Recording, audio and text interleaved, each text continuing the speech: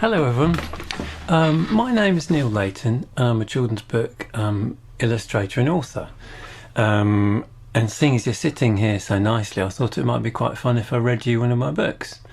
So this is the book I've chosen. It's called A Planet Full of Plastic, and as you can see it's got my name at the top, Neal Layton, because I'm the illustrator and the author. Okay, you ready? Let's go. Planet full of plastic. Hello you. Who? Me? That's right. Quick question. Do you ever think about what things are made of? Because some things are made of paper, like this book. Some things are made of wood, like like the wooden bookshelf behind me. Some things are made of metal, like the chair I'm sat on has got metal legs. You can't see it, but the legs of the chair are definitely made of metal. Some things are made of glass, like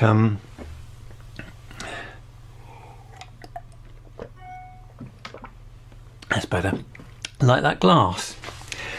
But some things, in fact lots of things, are made of something called plastic. Crazy, groovy, plastic is fantastic, they all said. And they started making lots of it and using it for just about everything they could. Plastic chairs, nylon stockings, plastic glasses, plastic food box, nylon lounge suit, plastic space suit. The space suit that Neil Armstrong wore when he landed on the moon was made of, I think, 21 different types of plastic, and the flag that he put into the moon was made of nylon. Got plastic straws, plastic bags, plastic plates, plastic bottles, plastic shoes, nylon flares, plastic flip-flops, computers, aeroplanes. The new A787 is almost a half made of plastic. Got plastic nails. Oh, I haven't got my plastic nails on today. Lycra sportswear, trainers, footballs, all sorts of things made out of this stuff called plastic. But there was a problem, because if you look around you, you won't just see plastic where it's meant to be, you'll also see it where it's not meant to be. And here we have an illustration of a park, and we've got a nice a sort of canal going through the park, but you'll notice there's lots of plastic where it's not meant to be. There's some plastic bottle in the canal, plastic wrapper in the canal, a bottle in the hedge, what's that, another plastic bottle just over there by the wall. Oh crumbs, what's that? A dog poo in a plastic bag just left on the path. So lots of plastic where it's not meant to be. Because one of the most amazing things about plastic is it doesn't biodegrade like natural things. And the little boy character says, "Oof, that's a big word." Let me explain. If a leaf drops to the ground, it will go yellow, and then brown and all skinny and thin until it's just mud and dust. You can't see it, but little bugs are eating the leaf, breaking it down, turning it back into natural form. So there's a leaf dropping to the ground, going yellow, skinny and thin. Or there's the bugs eating it, and there it is going all brown and skinny and thin, and eventually it's just mud and dust. And it's the same with an apple core or any natural thing, and this is called biodegrading. Apple cores take about 8 weeks to biodegrade, and other natural things take different amounts of time. So sticks take about a year, leaves take about 6 months, paper a few weeks, banana peel about 6 weeks, depending on the temperature. And if you think about it, this is a really good thing, because in autumn all the leaves they kind of fall to the ground, don't they? And then we can run about and kick our feet in them. But then come winter time, where have all the leaves gone? They've all disappeared, they've all biodegraded, they've all turned back into natural forms and gone into the soil.